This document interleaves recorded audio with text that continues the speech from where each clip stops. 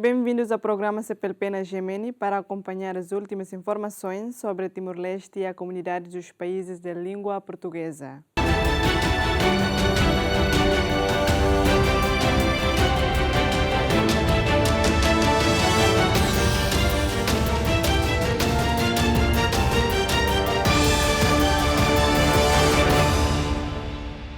Portugal vai apoiar Timor-Leste na criação do Supremo Tribunal de Justiça. A garantia foi dada pela Presidente do Parlamento Nacional, Maria Fernanda Lai, à saída de um encontro com o Presidente da República esta segunda-feira no bairro Pité. Segundo a líder parlamentar, o Conselho Superior da Magistratura de Portugal está pronto a ajudar o país. Presidente também, antes de eu sair para Acabei de me encontrar com Sua Excelência, o Sr. Presidente, depois do meu regresso de Portugal. Reuni-me com o Conselho Superior da Magistratura de Portugal, que vai ajudar Timor-Leste na instalação do Supremo Tribunal, de acordo com a intenção da nossa chefe de Estado. De acordo com a intenção do nosso chefe de Estado. A resposta foi positiva. Portugal está pronto. O Supremo Tribunal de Portugal vai apoiar-nos na seleção de juízes para nosso Supremo Tribunal de Justiça. Cabe ao Conselho Superior nomear os candidatos para a equipe de seleção. A nosso pedido, o financiamento dos subsídios destes profissionais é da nossa responsabilidade. Recorde-se que em dezembro do ano passado o Parlamento Nacional elegeu 2 cidadãos para integrarem a Comissão de Recrutamento de Juízes para o futuro Supremo Tribunal de Justiça. Esses 2 cidadãos vão trabalhar em conjunto com outro nomeado pelo Presidente da República. O Supremo Tribunal de Justiça timorense deverá ser instituído ainda este ano. A Câmara de Comércio e Indústria de Timor-Leste e a Embaixada do Japão em Dili estão a reforçar a cooperação para atrair investimento japonês. O novo embaixador do Japão em Timor-Leste, Michiaki Hirose, afirmou que várias empresas japonesas estão interessadas em investir no país. A declaração foi feita após uma reunião com o presidente da CCITL, Jorge Serrano, esta quinta-feira. É um prazer reunir-me com o presidente da CCITL e é uma grande honra visitar a Câmara, reforçando a cooperação entre a Embaixada e a CCITL. Há várias empresas japonesas que demonstram forte interesse em investir em Timor-Leste. O presidente da Câmara de Comércio e Indústria de Timor-Leste, Jorge Manuel de Araújo Serrano, considera a colaboração entre os dois países oportuna para dinamizar o setor privado nacional, fortalecer a economia interna e criar emprego para os timorenses. Se o embaixador visita, né? Se o embaixador foi no mês de janeiro, então a cara me visita, reforça a parceria com o que já tem o embaixador Uluk. Esta visita do senhor embaixador, que chegou recentemente ao país, visa reforçar a parceria já existente entre a Embaixada do Japão e a CCITL. O Japão tem sido um parceiro muito importante para Timor-Leste ao longo dos anos. Atualmente, há empresas japonesas envolvidas em projetos de energia renovável e na futura construção de uma fábrica de navios em Laleia, com início previsto de produção até 2029. Queremos continuar a promover o investimento japonês e criar mais oportunidades de emprego para os timorenses. Desenvolve Timor-Leste e mas foi emprego e Timor-Leste para emprego. Ainda nem primeira visita do embaixador, né? Além da cooperação com o setor privado, os governos de Timor-Leste e do Japão mantêm parcerias em áreas como infraestruturas, saúde, educação e reforço da capacidade institucional, com o objetivo de melhorar as condições de vida da população e promover um crescimento econômico sustentável. As relações entre os dois países mantêm-se sólidas, baseadas no respeito mútuo e numa parceria estratégica que se tem vindo a consolidar desde a restauração da independência timorense em 2002.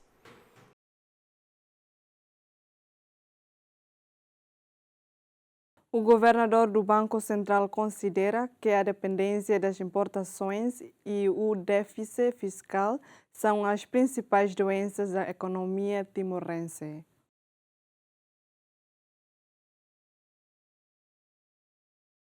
É um dos sintomas frequentemente apontados tanto pela classe política como por especialistas em economia. As receitas domésticas continuam limitadas, tornando o país fortemente dependente das reservas do fundo petrolífero. Helder Lopes, governador do Banco Central de Timor-Leste, sublinhou a necessidade de uma ação conjunta entre o governo, o Banco Central e outras entidades para diversificar a economia e aumentar a produtividade interna. Problema sistêmico outro é que ita Timor-Leste hasoro ia itanine economia.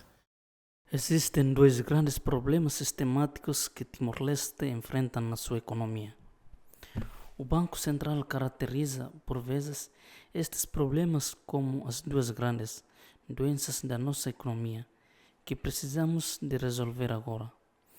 Por isso, precisamos de continuar a procurar soluções para que, a médio e longo prazo, estas doenças deixem de existir. A primeira doença é a nossa dependência das importações. As importações são muito superiores às exportações. Assim, o nosso déficit comercial externo continuará a ser elevado. A segunda doença é o elevado déficit fiscal. Isto significa que as nossas receitas domésticas são mínimas e que dependemos fortemente das reservas do fundo petrolífero. Esperamos continuar a trabalhar, o governo, o Banco Central e outras entidades relevantes para encontrar formas de diversificar a nossa economia e aumentar a produtividade interna, de modo a reduzirmos o déficit comercial externo e o déficit fiscal a médio e longo prazo. A produtividade itanera ilaran, onde não é a menos ter déficit comércio externo, a menos ter déficit fiscal e a médio e longo prazo. Segundo o responsável, a redução gradual destes déficits é essencial para promover uma economia mais sustentável e menos dependente de recursos externos. De acordo com o Banco Central, em 2025, as importações ultrapassaram os 960 milhões de dólares, enquanto as exportações ficaram pelos 36 milhões.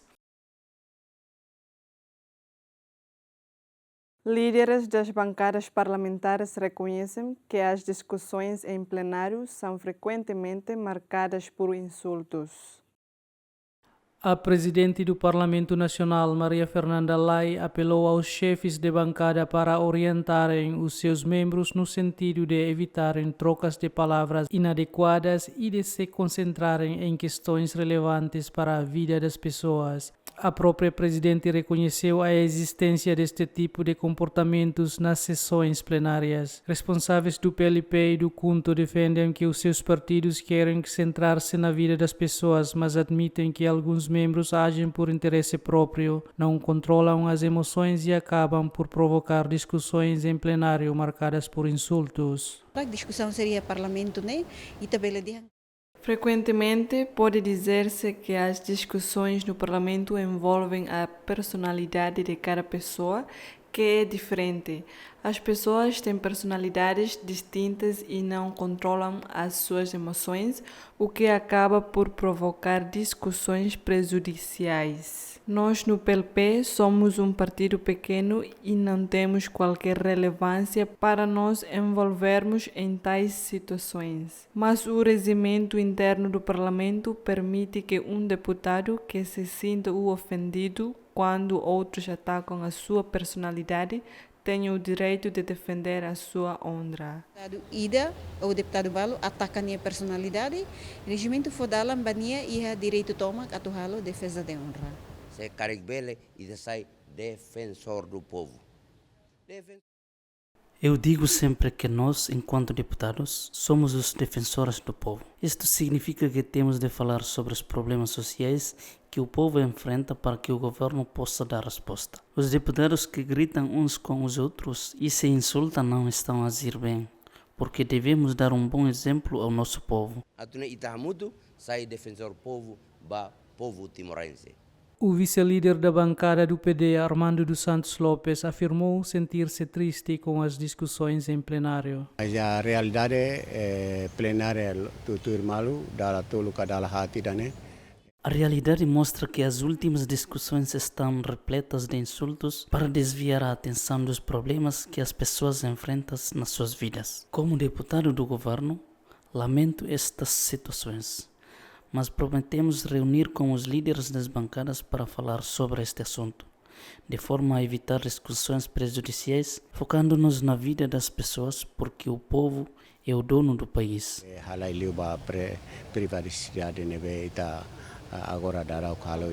Nos últimos dias, os insultos entre deputados intensificaram-se após uma intervenção da deputada Nurima Ribeiro Alcatir em plenário, amplamente partilhada nas redes sociais. Na ocasião, a deputada declarou, entre outras afirmações, que o seu partido não vendeu a filha a um mau-bote para obter assento parlamentar. O presidente do Brasil, Luiz Inácio Lula da Silva, afirmou que o país está a trabalhar para integrar a Colômbia no bloco econômico Mercosul.